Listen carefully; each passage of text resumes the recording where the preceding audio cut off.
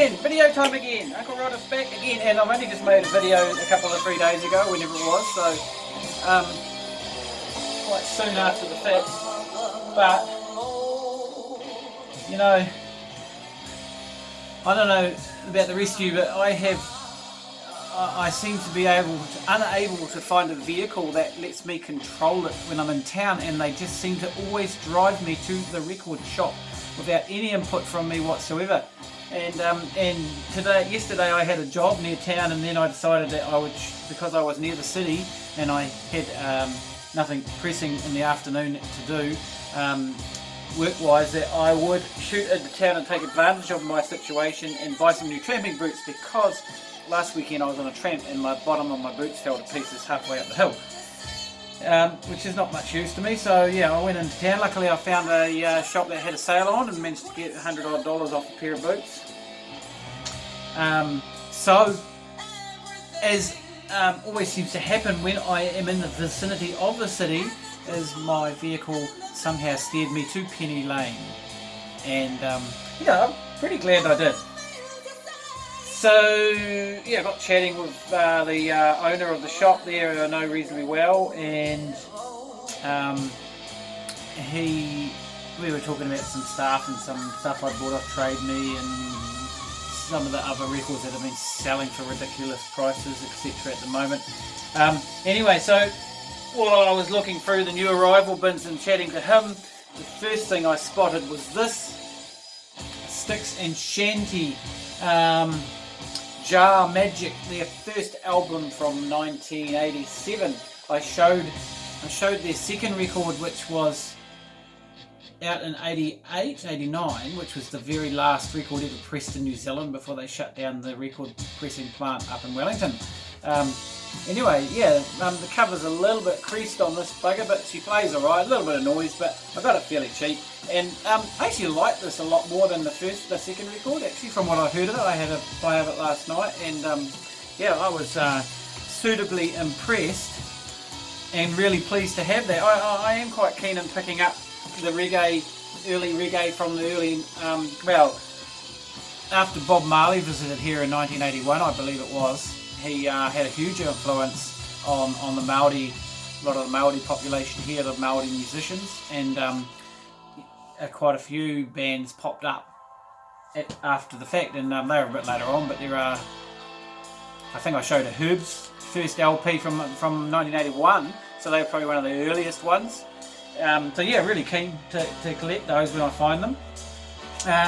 This one has been on my radar for a little bit, and I think I mentioned recently that I read a book by Graham Jeffries, Peter's brother, Graham Jeffries of The Cake Kitchen and Not This Kind of Punishment. Well, Graham was involved in this band along with 3 or 4 other guys, one being a member of the Expendables back in the day, and another band whose names is eluding me right at this minute. You know, this is a 4-track Flying Nun EP from 1990. The vinyl's in great condition. The sleeve's a little bit tatty and there's bits of art missing off the back of it, unfortunately. But I mean, that's not too bad. The thing's in one piece. So 4 tracks. The first song seemed vaguely familiar to me when I listened to it last night. I'm really, really enjoying it. It's really good. I'm really impressed. So glad I got it. Yeah, I'm quite keen. Decided I'm quite keen to start picking up some of the older Flying Nun EPs. I mean, I was sort of steering away from EPs and singles. I'd probably go for EPs more than just 12-inch singles with only 2 bloody songs. I can't be arsed with that, and especially some of them are fetching over $50. Oh yeah, right, so playing in the background now, yes. So anyway, talking to the owner of Penny Lane, and because we've known each other for quite a long time now, and he said, oh look, I've got something you might be interested in, and he said one of our staff members is a member of a band and they've put out a record. And so he showed me the record and he said, look, I got a copy, because they were all sealed. He said, I've got a copy you can have a listen to. So I finished having a look through the shelves and I went back to him and said, oh, I'll have a listen. So I put it on they had a test pressing there under the counter, and I put it on, and I mean, this stereo system, they got this just awful, horrible thing. But I had a quick listen just to get a feel of what the music was. I mean, it's New Zealand. It's not only New Zealand, it's Christchurch music, and there's not a lot of vinyl getting released out of Christchurch compared to some of the other centres in New Zealand. So I'm finding that apart from older releases, I'm not picking up a lot of new Zealand vinyl. I mean, I'm backtracking with some older stuff that was released in the last 20 years that I've been picking up, which I've got something to show about that soon. But yeah, new stuff. I mean, Christ, off the top of my head, the last Christchurch one was the Salad Boys at the start of last year, so that's like been quite a while between vinyls. There is another one coming out by a guy called Ben Woods, who I mentioned recently, who I saw supporting Tammy Elves Harding. Anyway, this is what's playing in the background. Saint Satori is the name of the band, and Belladonna is the name of the record. The guitarist, Jason Gregg, apparently that's his artwork on the cover, and he's quite a well-known artist around the city. And the bass player is one of the staff behind the counter at Penny Lane. Yeah, I'm really enjoying this. And once I got it home and put it on this stereo, it sounds so much better than the one in the shop, than the stereo in the shop. Kind of psych, stoner rock, alt rock. Yeah, really, really good. Played it twice last night, and playing it again today a couple of times while I've been cleaning some other new arrivals. So, yeah, they were called Belladonna originally, and then they changed their name when they put this record out for some, apparently. And I got a feeling I'd seen a video of them performing, but they've been around since at least 2015. But this is, I need to put this record out. This is a limited edition self-released record of 150 copies apparently. It was recorded at the Sitting Room in Lilton, which is a fantastic studio. I think it's probably the best studio in New Zealand at present. Ben Edwards, I think his name is, he's the guy who does a lot of the production there. But in this case it was actually Delaney Davidson who produced this record. Yeah, he's listed as producer here, so that's kind of cool. Anyway, I think it sounds stunningly good recording. For New Zealand recording, it's really good. Nice to see some of our bands recording in studios. I mean, a lot of them do their just stuff at home or in many lo-fi types of ways of recording because they just can't afford it. But yeah, so they put that out. Not sure where they got that one pressed, whether they got it pressed at Holiday Records or not. Right, anyway, so I was quite excited to find the somber tones and pleased to find the Sticks and Shanty, and a real added bonus is to find this record and really, really enjoying it. So today 4 albums have arrived from Germany, I think, via Discogs, all New Zealand. No, sorry, 3 New Zealand. Okay, first up, this out from 2012, Heart Attack Ellie on Voodoo Rhythm Records. Now, Voodoo Rhythm are a European label, I believe, and they must have a fairly, and this is from 2012, there's kind of a bit of a discography from them. What does the liner notes say? I'm wondering, where are they now? Not those are the lyrics.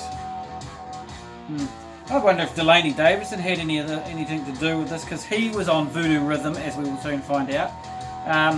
There's another little Voodoo Rhythm type catalogue, and then there is a poster which I'm not going to open out. It's just a picture of the band, CD, and finally it is on this lovely red vinyl. Now I like the hang on, let's see if I can get that. Let's try it that way. They're not corresponding, the labels on each side. So Voodoo Rhythm. So they're kind of into this sort of raunchy rockabilly sort of music. A lot of their bands, I'm judging by looking at the covers, and I mean I had heard Heart Attack Ellie, and I can't quite remember what their music was like. But I knew about them. I got a feeling that they were from Waiheke Island, because I know Chris has mentioned them and possibly even played something off this record on his New Zealand Music podcast. So that's probably where I heard about them.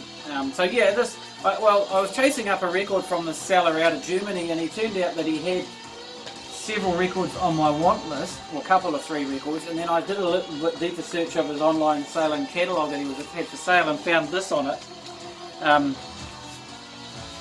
Was this on my want list? I don't really know. Can't remember now. So that's cool. I haven't played that yet, but I think it'll be pretty cool. And then the one I guess that, as I said, Delaney Davidson. That's also on Voodoo Rhythm Records from 2010. Delaney lived in Europe back in those days, and so he put out a couple of 3 records around the late. Let's say 2011. I thought it was 2010, but anyway. Yeah, so this is the second to last piece of Delaney vinyl I need to get my hands on. There is still one more, which I forgot about, which was his second LP that he put out in 2008, originally only on CD, but it got a 2012 vinyl release. Never seen it in the shops. I have actually seen this one in the shops, but I picked it up fairly cheap from Europe. Got CD with it, just on black vinyl. Yeah, I really like Delaney's music. This, I believe, is rated as one of his top albums. I think this was just after he put out the Self-Decapitation, which is definitely one of his best records. So that was really cool. And then the same seller had this one, which I thought I might jump on. It was, again, they were fairly cheap. The Human Instinct. This is a compilation. So the Human Instinct, I've shown 3 LPs that I picked up. They were reissues from 2011, and of their 3 famous psych rock, heavy rock albums that they put out in the early 70s. Well, this is the band before that. When they went to England, they changed their name to Human Instinct from something like the 4/4s. Oh, there it is. Yep, the 4/4s, who formed in the mid-60s, and then went to England. I'm not sure if all the stuff was recorded over there. And saying that, now it's interesting because the band members are listed as Bill Ward on guitar, Dave Hartstone on guitar, Frank Hay on bass, and Maurice Greer, who's kind of like the leader of the band, so to speak, on drums. Now, the compilation starts in 1966, so they've got, I guess, some singles that they put out on Mercury and Durham. A Day on My Mind's Mind is probably their famous song. I've got that on a 60s comp that I showed not that long ago. And then they got into their Black Sally from 1970. Well, at that stage, I think Bill Ward must have left the group, and Dave Hartstone must have left the group, and Billy TK became their guitarist. And Billy TK was the Jimi Hendrix of the South Pacific, just about. He's an amazing guitarist, and those 3 LPs that he were on, this band are pretty cool. But this is all pre-him, possibly, but then apart from maybe the last 3 tracks or 4 tracks, because he's not credited in that, but I have to read the notes. Anyway, yeah, so quite pleased to have this, yeah, because, you know, those earlier tracks aren't on any sort of albums or anything, only this, and maybe a CD compilation, so pleased to get that. And finally, what the reason that I was looking at this seller on Discogs, it's trying to get away from me. The reason I was trying to get looking at this particular seller on Discogs was we were talking about punk compilations on Facebook, and there was it was a funny story. The punk compilation the last piece of vinyl I ever owned, and I sold my original vinyl collection, and I mentioned probably before, it was sold in 1998. And I kept one piece of vinyl from that collection, and the reason I kept that piece of vinyl was because I figured it was pretty goddamn rare and I'd never see it again. And this was well before Discogs, where it became quite a lot easier to get rare records, to be honest. In those days you didn't have that sort of stuff around, really. The internet was still pretty new, and I was pretty new to the internet in 1998. I only just bought my first computer. So I'm thinking, yeah, I'll keep this record, and it sat in my cupboard for years and years and years and years and years. And I'd taken it into a studio in town and got them to rip me a CD copy, because it is actually a bootleg copy record, actually, unofficial, and which is surprising because I just bought a copy of Discogs and it's unofficial. So you explain that, I don't know. So I really, really, really love this compilation. It is my all-time favourite punk compilation of all time, and I mentioned that on Facebook, and I went So we were talking about it, and I meant, oh bugger it, I'm going to have a look for it and just see if it's around on Discogs. And I think I had looked for before, and there it was for sale for actually really cheap price. And there are actually several copies for sale, so it's not super hard to get.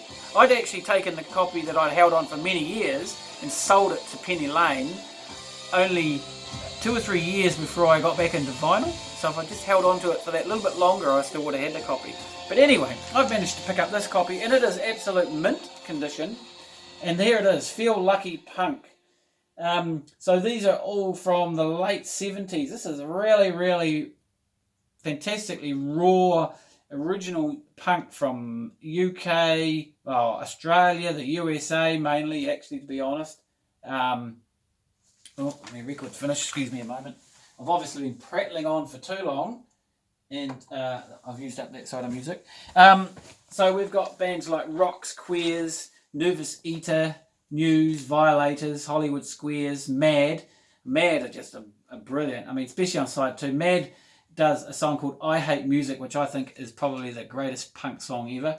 And Freestone's Bummer Bitch. Now, Freestone weren't necessarily a punk band, they were more some kind of progressive sort of rock type band. I really don't know. Actually, there was a guy called, I think there was a guy who was originally in Audience, would you believe, who was in this Freestone. But Bummer Bitch was a B-side that they did to a single from my memory. And it is just pure punk. Bummer Bitch, yeah, it's fantastic. Those 2 songs are very highlights. But the whole compilation is so cool, so cool. So it is an unofficial bootleg of sorts. It is freely available. I bought it at Galaxy Records in about 1990, 91, somewhere around there. And yeah, it was awesome. It was awesome. So yeah, really hard to get singles, and probably even harder to get now than when this record came out. So that was a real highlight to pick that up on Discogs and for a reasonable price. And you know, if I had any foresight, I would have kept my original copy that I actually, you know, I just got sick of seeing it sitting in the wardrobe and not being able to play it, and then went and sold it. And I only got like $20 for it. It wasn't. I thought it might have been worth a lot more by then, but it hasn't become rare, a collector's item. Maybe it should be. But then again, maybe it's not as rare. But you know, I can't imagine there were hundreds of thousands of copies pressed of it. But anyway. So yeah, that's me for now, and yeah, that's probably the last video I might be making for a while, unless some more money comes in and I end up finding myself in Penny Lane and buying more records from them. Haven't got anything else on order at the moment, apart from a couple from Bandcamp, which God knows when they're going to turn up. Right, that's me. See you again next time. Happy vinyl hunting, folks.